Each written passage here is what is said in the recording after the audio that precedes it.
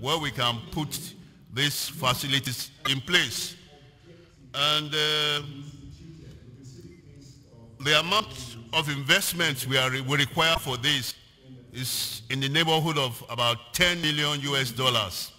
Already we have spent close to $2 million acquiring the equipment. They are all in the place, they are warehoused. And then what we are going to offer to investors in this enterprise is partnership, where they can take some equity. We can sit down and work out some equity with partners. And I mean, that's all we want to do. Everything are in place, the equipments are in place. We need a good land. We need people to come in to partner with us and set up this facility in Abuja. Thank you very much. Thank you very much, Mr. Kenneth Duki, or should I say Uncle Kenneth. It looks like Splash Park and Dinosaur Park are very interesting ventures. Being in the hospitality, tourism, entertainment sector, it's an investment that, you know, is very, very apt for growth. So I wanted to ask if anyone had some questions, first and foremost, on this subject and this interesting investment opportunity.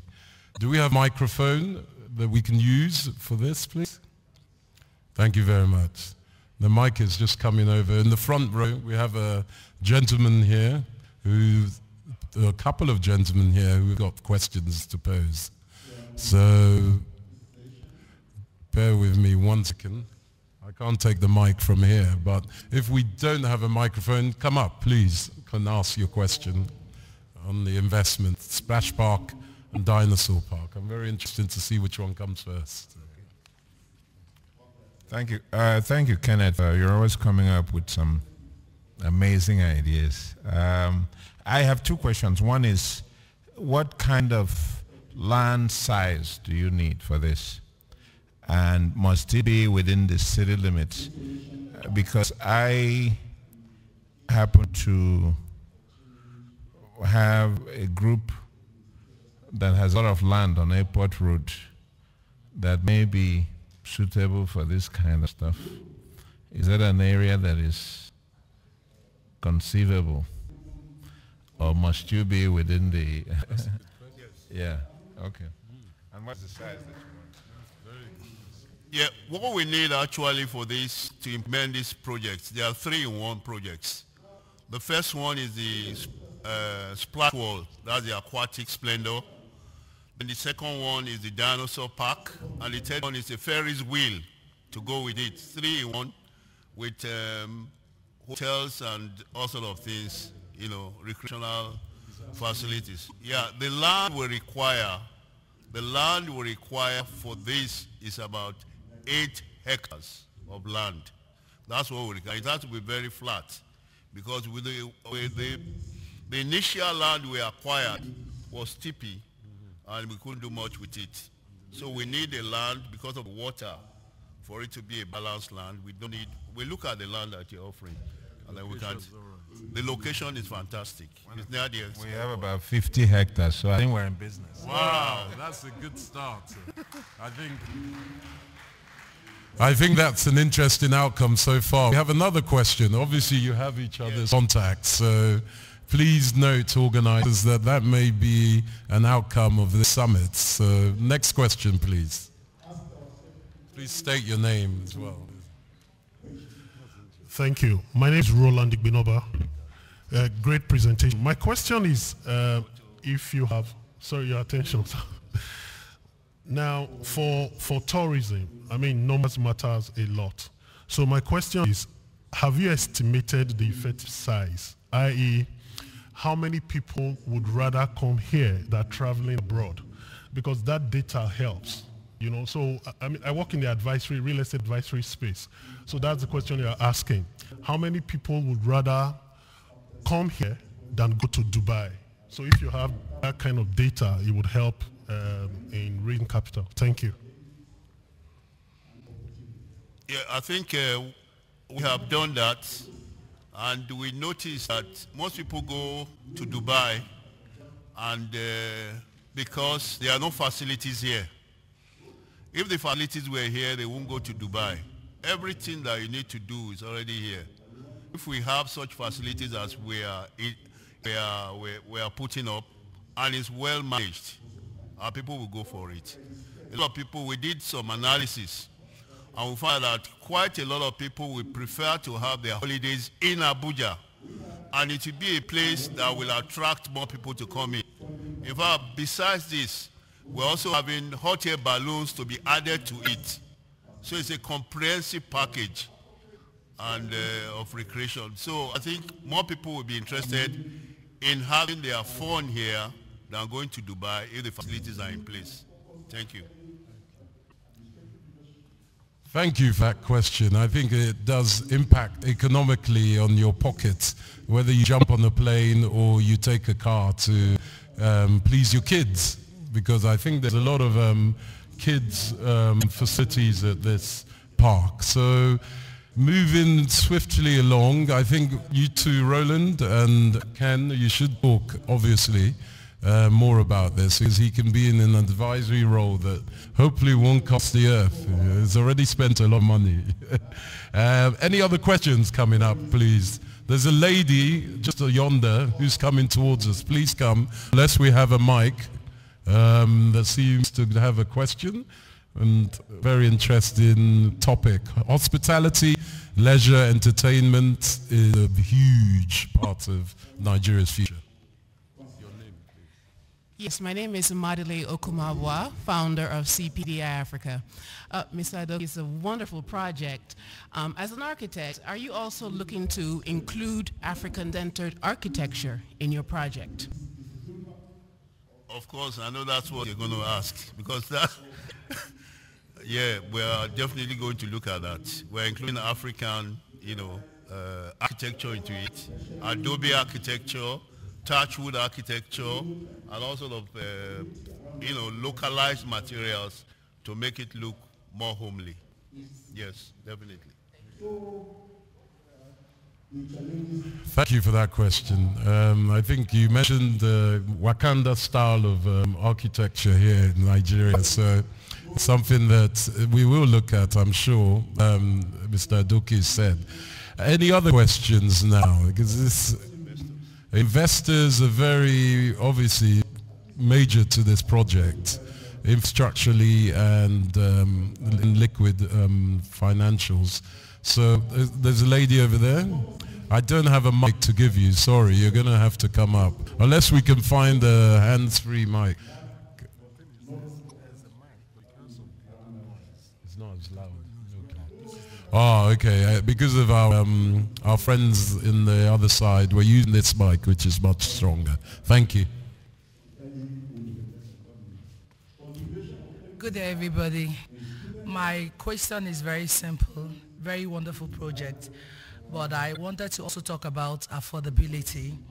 Did you take that into consideration? Because when you talk about Dubai and all that, how about the less privileged in the society that could not have afforded what we could?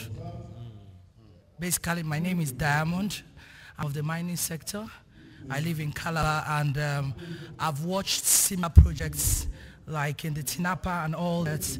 It started very, very beautiful, like what you've presented, but along the line, so much collapsing, no good management and all that, and it's somehow now there's so much congestion and all that, because you have to consider the roads, you have to consider the environment, you have to consider so many things. So I strongly believe that in whatever you are doing, you should also think of affordability for the less privileged.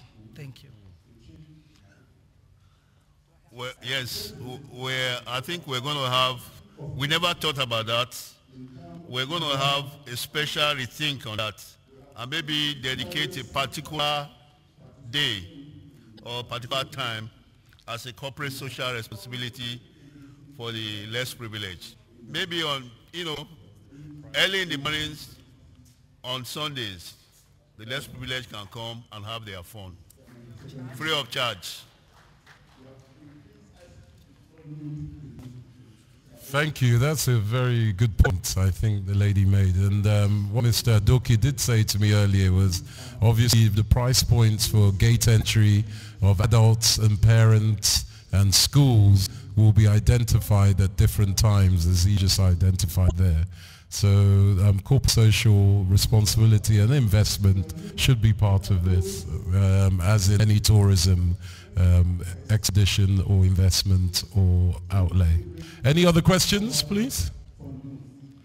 I think that's it. So we know where Mr. Adoki is. He's very much part of the infrastructure of this event. And thank you very much for your time, Mr. Adoki. And thank you for your questions, ladies and gentlemen. And a round of applause, please, for Mr. Adoki. Thank you. And a round of applause for our very engaging moderator, Mr. Bajala Epega. Thank you very much. The next sector we'll quickly look at is health. We have a picture from health, and we have the moderator for health here with us. So I invite the moderator to step forward, Dr. Charles Kujo. Please step forward. While we call on the picture for health, Dr. Tony Okoye to make his speech. Dr. Tony Okoye. He stepped out again. He's not serious. He stepped out again. It looks like Dr. Tony Okoye has stepped out.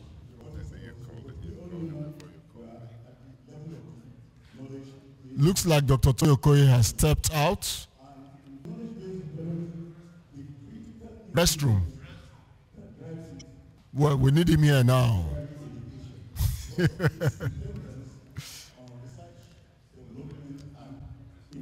All right, let's move on to agribusiness. Agribusiness.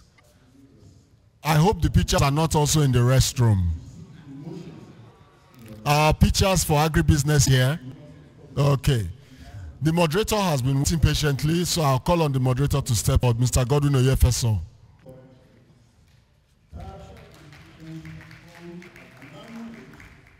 Our first picture for agribusiness is Mr. Fawale Oluwaseun. Mr. Fawale Oluwaseun, please come up and adhere to the modalities we have worked out as you make your speech. Thank you.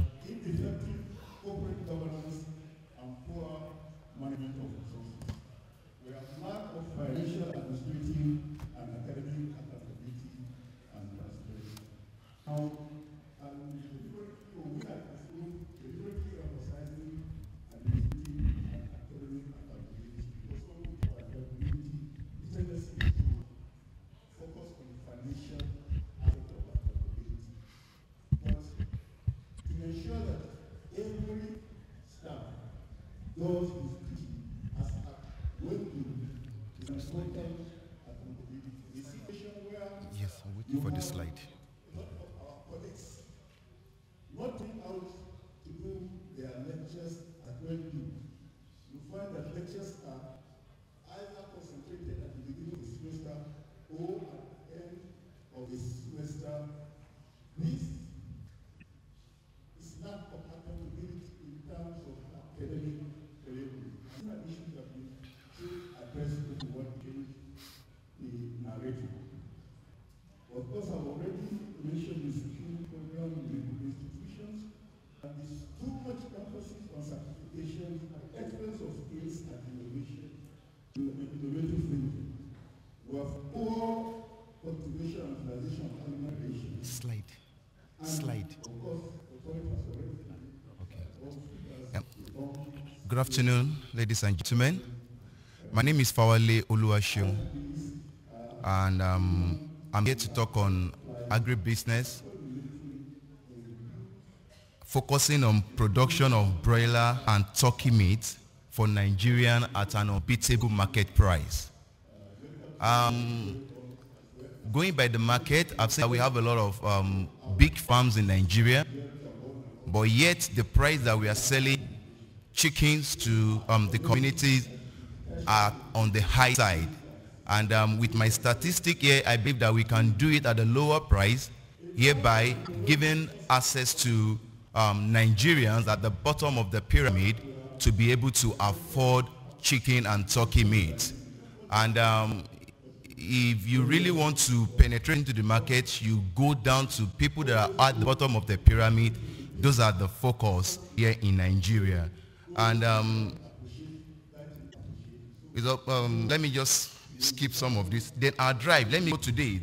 There are millions of questions today as to why our land in Nigeria is so fertile and productive, and we are one of the envied of the world in terms of agriculture, and yet we don't have much to eat. We become importers of things that can easily be produced in our homeland, and yet keep suffering and smiling. We at Nifos Global Enterprise came up with the following question, which becomes our major reason for looking into this area of agriculture. Number one, why do we have a lot of big farms in Nigeria, yet chickens and turkey meat are being produced at high price? Why are Nigerians having surplus and yet eating scarcity? My research shows to me vividly that there are many homes, families, individuals that cannot afford to buy meat, chicken and fish because they are expensive, and just because the price is also unbearable.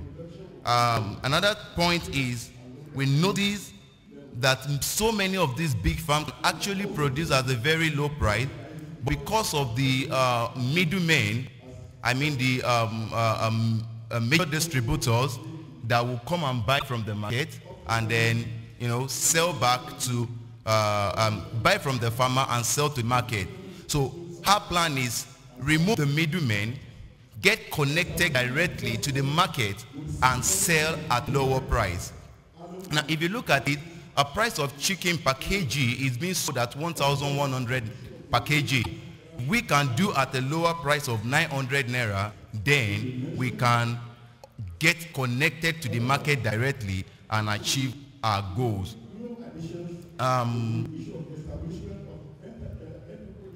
Now, the vision is to provide broilers and turkey for Nigeria at an unbeaten market price.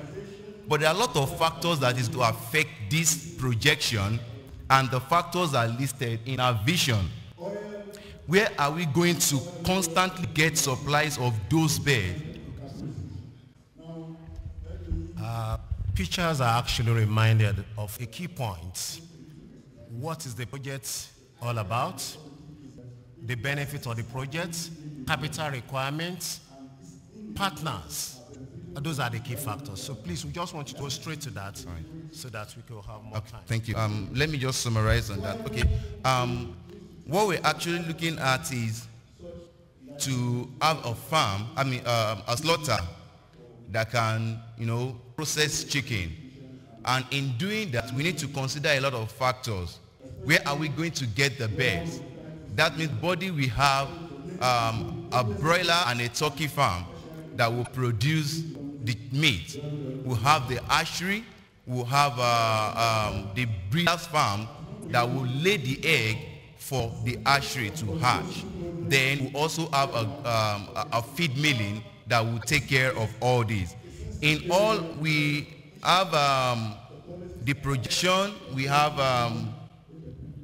how many years we're going to run the business with, and we base on this fact that after paying all the loans, and let's look at the projection of having a loan, like paying back the loan, we're paying at 9% per annum as interest rate.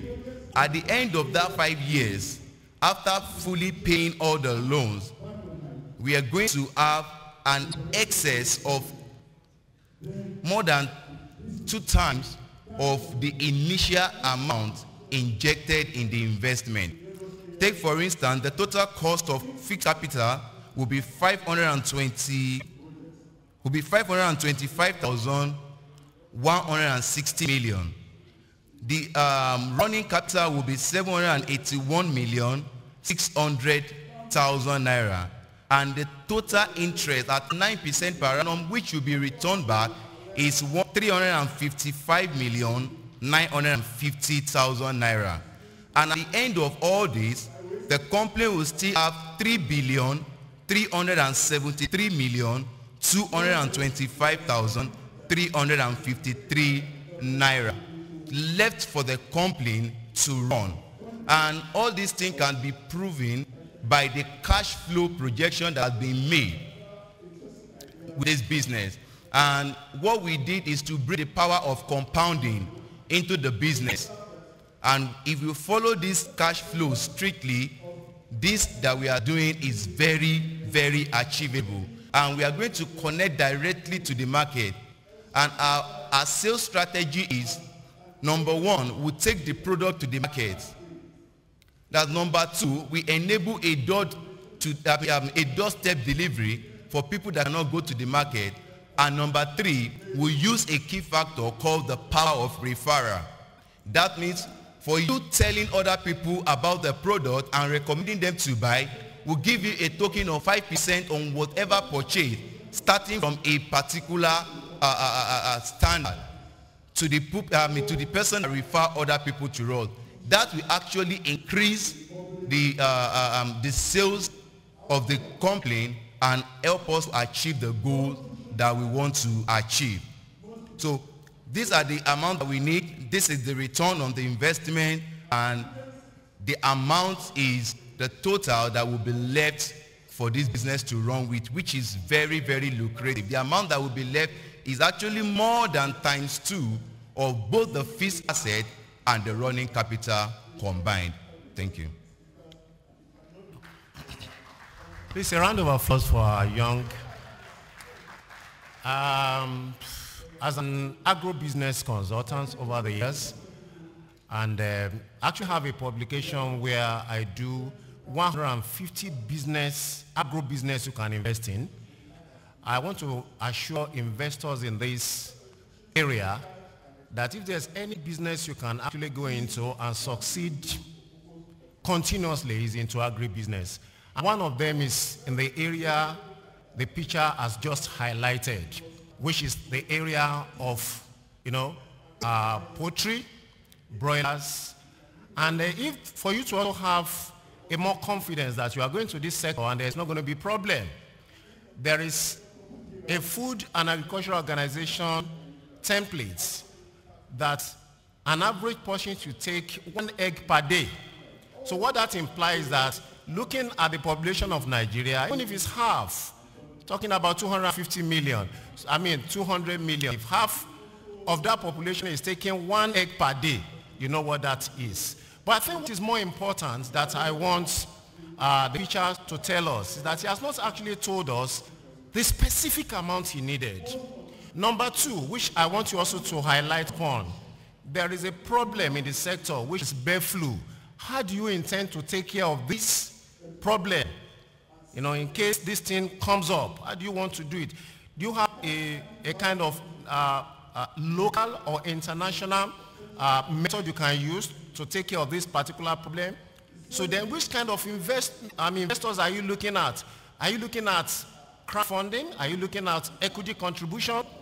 Then in terms of borrowing, okay, because I do know that when you are preparing a business plan, there are basic things that financiers look at.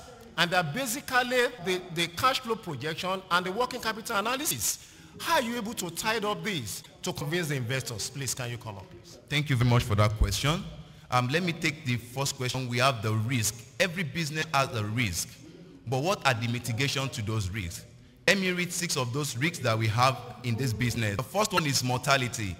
We have engaged the seasoned veterinary doctors and consultants to provide best practice and most hygienic appropriate to any disease that may arise during rearing, and more so, we take some of our birds to a standard lab randomly for tests to know what is going on with the bird. The second one is soldier hand. Application of chemicals to destroy the ant, like DD4, formalin, and OPS to disinfect the environment from time to time, while taking proper care in preventing the chemical for reaching the bird.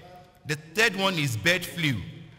The bird will be timely and adequately inoculated and vaccinated against bird flu and other livestock contagious diseases. Also, there will be a foot dip containing chemical for every going in and out of the farm. The lack of sales, we've mitigated against that because we are going to come directly to the market at a very reduced price to offer our product.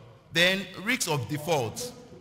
We are not going to sell to companies or to eateries or to people like that would say deliver and we will pay you back. No, we are connecting to the market, selling to them and collecting the money. So that will not be a problem. What of risk of total loss of the bird through unnatural and natural causes?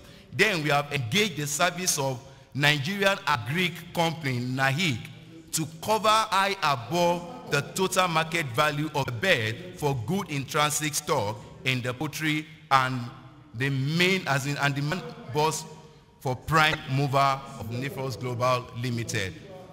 The second one is the exact amount that we needed. I have actually said that we need approximately $4 million to execute this project, which will be returned back in 5 years at 9% interest per annum on the reducing rate.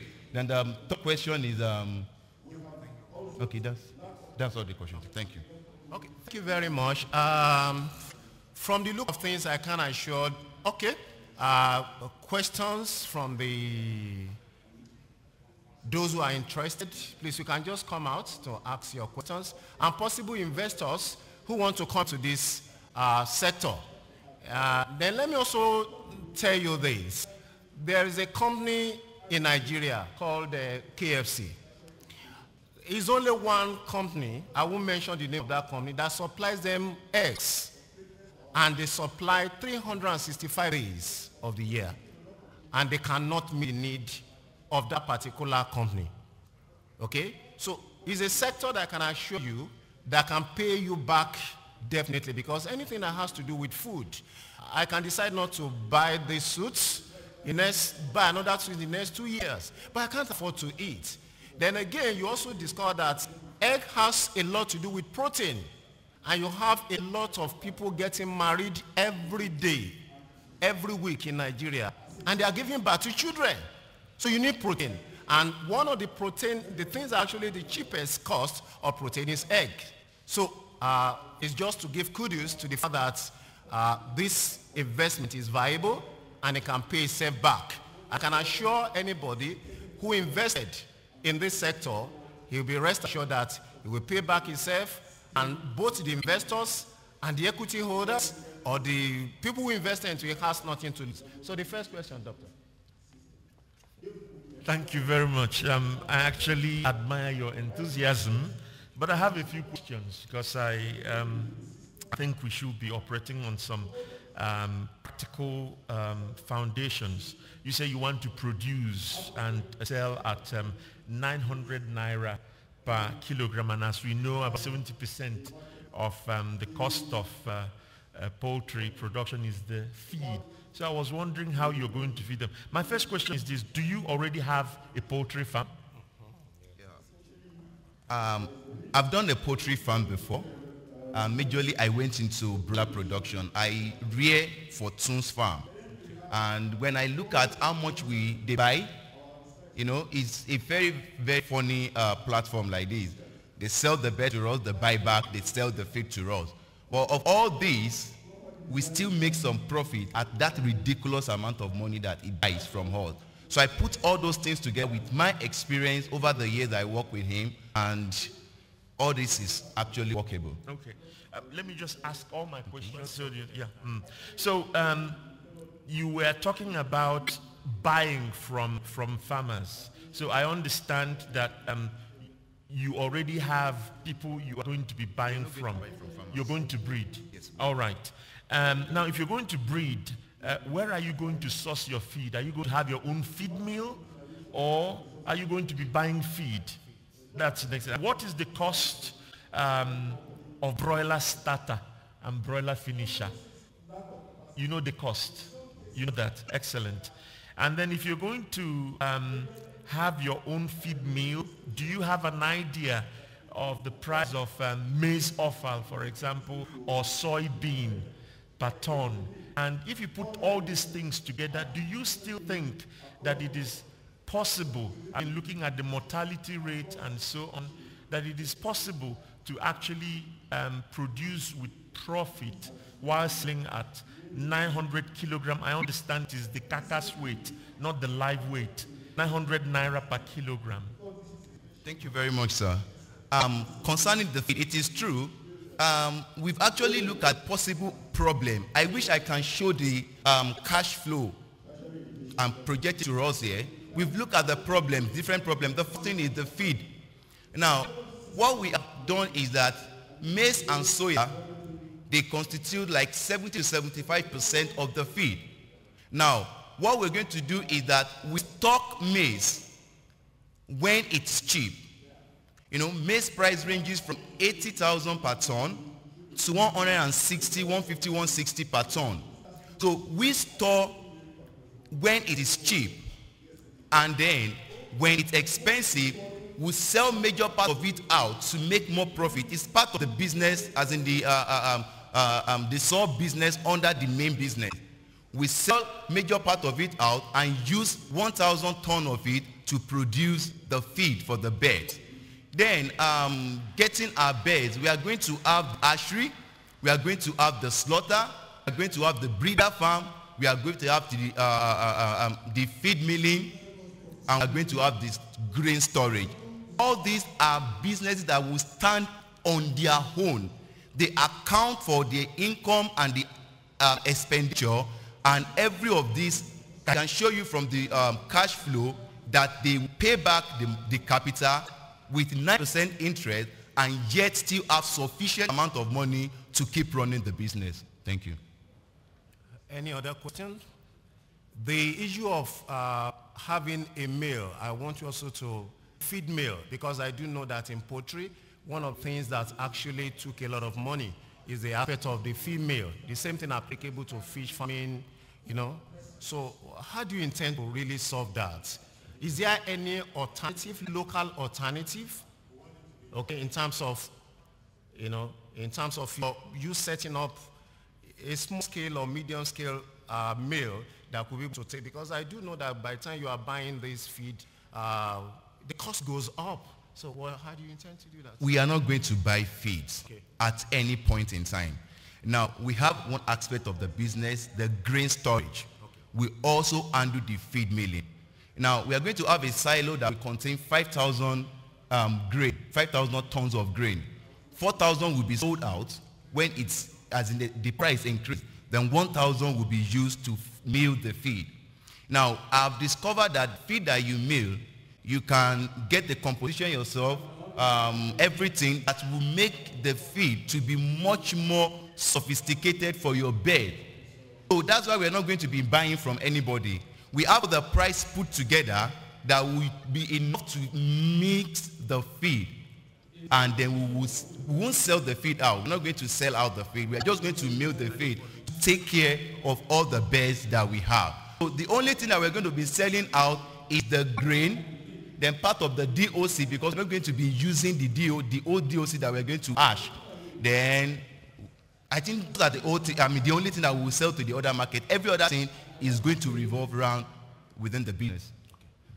So thank you very much. In the absence of no other questions, I think the gentleman has been able to convince you, and I'm trusting God that you are going to invest in the project. Thank you very much.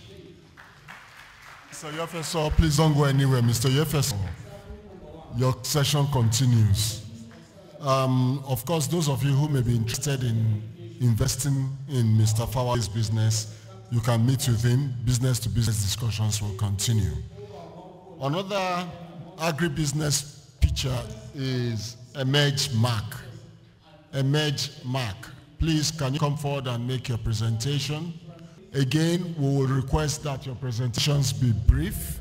You are telling us what do you want to address, what do you want to change, what is the investment you're looking for, what are you looking to address, what amount do you need, and what is the return on your investment, please. Yes. Please, can we have a slide up?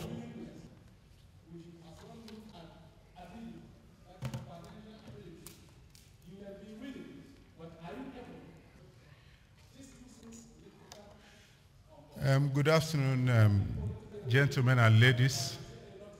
My name is Uchenna Obi, and I'm here to present for Emerging Mark Limited on castor value chain.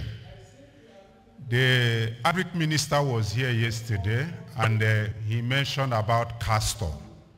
Castor is a miracle plant, and we are going to look at why should you invest in castor value chain.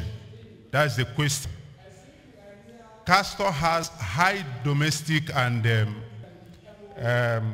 export demand because of the various uses of the derivatives of the oil.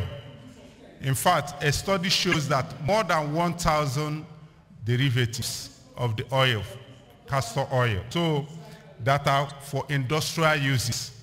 That's why it's very important that we look at the way of castor. Another is that castor has field safety. What I mean by field safety is that it contains resin. The seed contains resin, which is very toxic.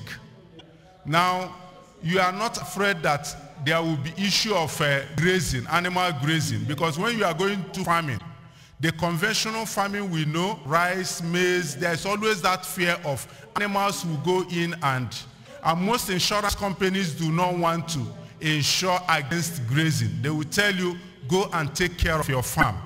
But that of castor, you don't have any reason to fear, because once the animals perceive the resin, poison, they leave that farm immediately. So your farm is safe. That is the most important thing. Another thing is that it is not common by the locals. It's not a food crop that somebody can easily go and steal while in the farm, harvest it for you in absence. No. And harvesting requires specialized skill. You don't easily harvest, the seed. So it's because it has some spikes. So you need to, use specialized equipment to do the harvesting. So on the basis of that, it is safe in the field. So another reason you should also look at is it is rugged. It's a rugged plant. It's drought resistant. It can survive without water. The gestation period is low. Within 5-6 months, you have harvested. So you can do 2 times in a year. You can run it 2 times in a year. And also, there is issue of high market price because of the several industrial uses for castor. So there are many reasons why you should invest in castor. It's a shrub that is about 2 to 5 meters high, originated from East Africa, Mediterranean, as well as India. India is the highest producer of castor. So I will run quickly through the various uses. I said there are over 1,000 uses of castor oil and the derivatives. And they cover several industries, like in the agriculture, for example. It's producing, but once you're into castor processing, you have the fertilizer, the organic fertilizer. That organic fertilizer from castor meal, in fact, mineralizes about 15 times faster. It fixes nitrogen in the soil about 15 times faster than bovine manure. So on the basis of that, it makes a good organic fertilizer from the meal when you have extracted the oil.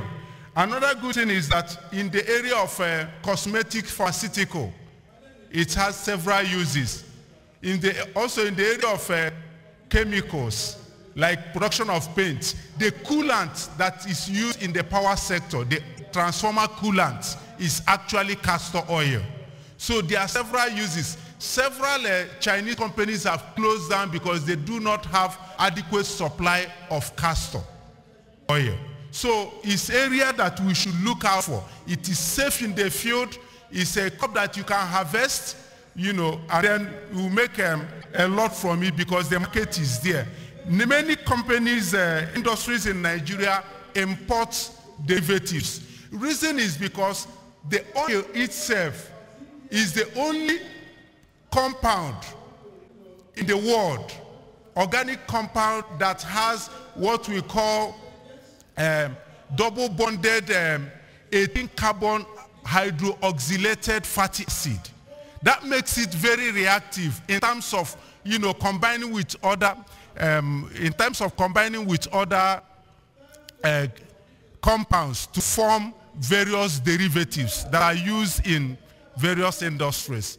So that's why the demand for it is so much, because many industries use it. The power sector, the telecommunications, the pharmaceutical, the agri, the food industry, they all use castor. Now, the question is, what are we offering? Having said this, as a company, we are into